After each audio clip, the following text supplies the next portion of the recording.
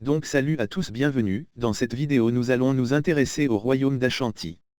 Nous allons voir les caractéristiques du royaume d'Ashanti qu'est l'actuel Ghana. Avant de rentrer dans le vif du sujet, nous devrons savoir quelques notions clés du cours, pour nous faciliter la compréhension.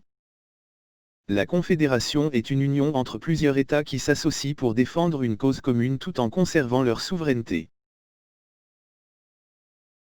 L'Ashanten est roi de la confédération Ashanti. La province est la division d'un royaume, c'est-à-dire les différentes régions de royaume.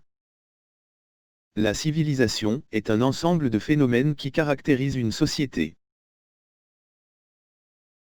La bureaucratie, qui vient du mot bureau, est un ensemble d'administration qui détient un pouvoir important. Le royaume d'Ashanti était un État guerrier,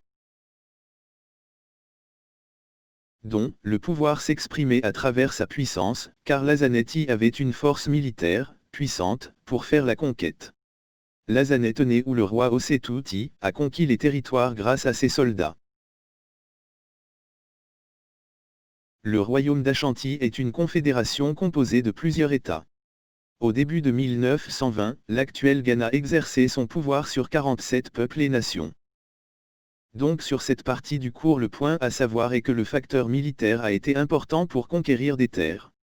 L'armée Ashanti avait un avantage considérable sur ses adversaires, en étant équipée de l'arme à feu, acquis des échanges avec les Européens. L'organisation administrative et financière du royaume.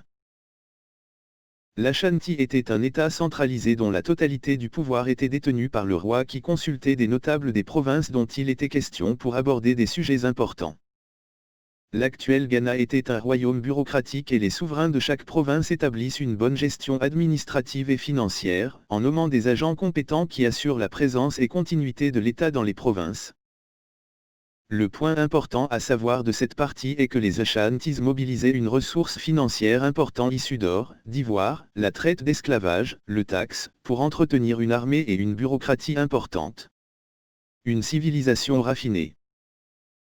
Au XIXe siècle, les rois Ashanti donnaient beaucoup d'importance à l'embellissement des palais, c'était une façon de montrer la supériorité du royaume. Les Ashanti ont élaboré une civilisation raffinée dont un art très riche est témoin.